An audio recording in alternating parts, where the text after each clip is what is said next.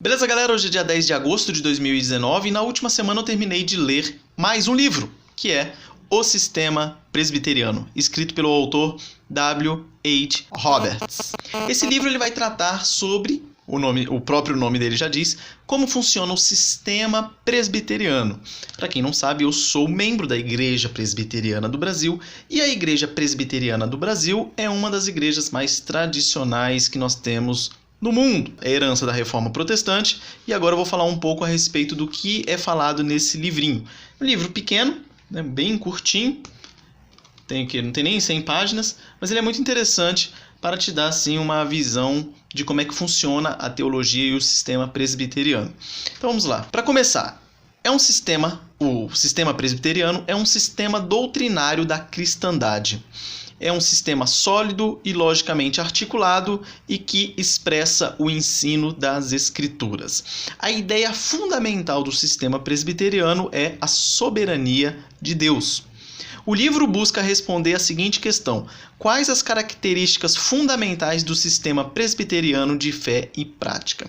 Então o livro ele é dividido em 3 capítulos. O primeiro ele vai falar sobre a ideia fundamental. Na ideia fundamental ele fala que a soberania de Deus significa o controle absoluto de tudo quanto existe, exercido por Deus.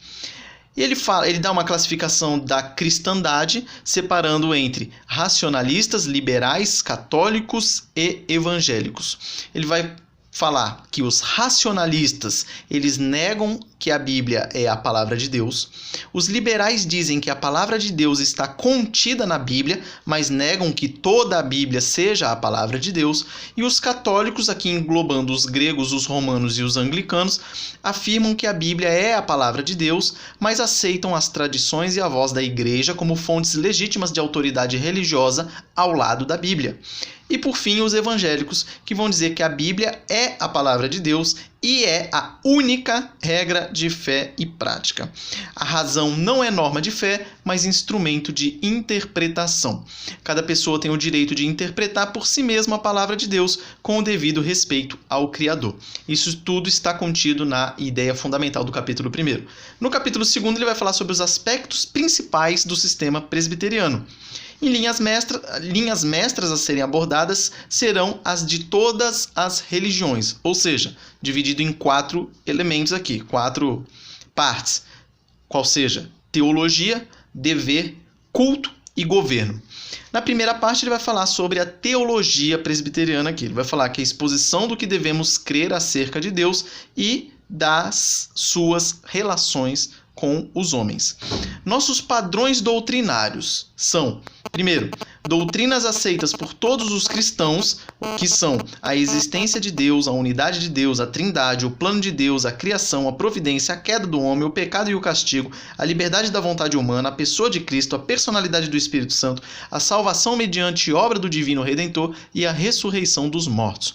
Segundo, doutrinas mantidas por todos os protestantes, supremacia das Escrituras Sagradas como regra de fé e prática, supremacia da autoridade de Deus sobre a consciência humana, sacrifício vicário e mediação exclusiva de Cristo, justificação do pecador arrependido somente pela fé, promoção dos santos para o céu imediatamente após a morte e sua completa santificação no estado de glória. Terceiro, doutrinas caracteristicamente calvinistas: predestinação incondicional, expiação definida, depravação total, graça eficaz e perseverança dos santos. É a famosa sigla TULIP, que são 5 pontos do calvinismo. Muitos batistas, essa é uma observação importante, muitos batistas e congregacionais e alguns episcopais e metodistas são, nesses 5 pontos, teologicamente presbiterianos. Os 5 pontos do calvinismo são apenas a afirmação da soberania de Deus na salvação do homem. Os 5 pontos do calvinismo passam a apresentar os 4 passos do livramento, que são predestinação, redenção, conversão e santificação. A santificação culmina com a glorificação. O arminianismo faz do homem, em grande parte, o árbitro do destino. A segunda classificação, lembrando que a gente está dentro daquelas 4 classificações. A primeira, teologia, depois agora vamos falar do dever, depois culto e governo. A parte do dever.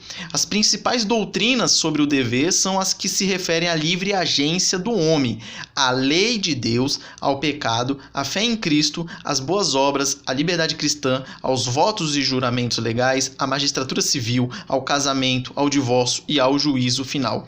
Essas doutrinas se conjugam em ordem lógica com um princípio fundamental da soberania de Deus.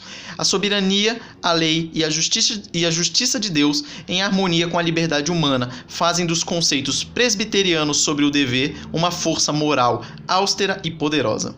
O resultado mais glorioso do calvinismo tem sido a criação de consciências tementes a Deus e de cidadãos fiéis à lei.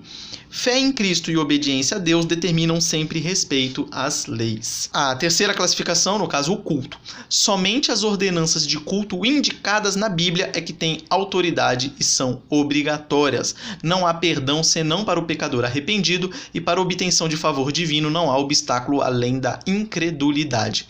E por fim, o governo presbiteriano. Finalidade da igreja é preservar, manter e difundir a verdade de Deus. O poder da igreja é ministerial quando age em lugar de Cristo e declarativo quando interpreta os ensinos de Cristo contidos na Bíblia. Todas as denominações que sustentam as doutrinas essenciais da religião cristã são reconhecidas como igrejas de Cristo. De modo geral, o valor do sistema presbiteriano está: 1. Na teologia. Honra a soberania de Deus sem negar a liberdade humana. No dever, exige obediência a Deus e dá ênfase à responsabilidade do homem. E no culto, exalta a Deus pelas bênçãos que nos confere e afirma o direito de livre acesso ao trono da graça divina. Por último, no governo, encarece a chefia de Deus, chefia de Cristo, ao mesmo tempo em que proporciona oportunidade ao povo cristão de desenvolver sua atividade espiritual. E por fim, o último capítulo do livro, ele vai falar sobre as autoridades do sistema presbiteriano e vai dizer que a Igreja Presbiteriana Norte-Americana adotou os padrões de Westminster em 1729. Eu gravei um vídeo aqui falando sobre os símbolos de fé da Igreja Presbiteriana, dentre eles a Confissão de Fé de Westminster. Em hipótese alguma, as grandes doutrinas e os aspectos fundamentais do sistema poderão ser eliminados, suprimidos ou abandonados. A Igreja Presbiteriana não é episcopal nem sacerdotal, é fundamentalmente democrática, protestante e calvinista. Cada presbiteriano tem o dever moral de conhecer, aceitar e defender os padrões da igreja e o seu governo. Atos voluntários nos conduziram a esse dever de lealdade. Deve ser lealmente inteligente. Nossa a aceitação do sistema presbiteriano deve decorrer de uma atividade pessoal e voluntária de exame e investigação pessoal. Em regra, o melhor cristão, o mais fiel a Cristo, é aquele que mais lealmente serve à igreja de que é membro.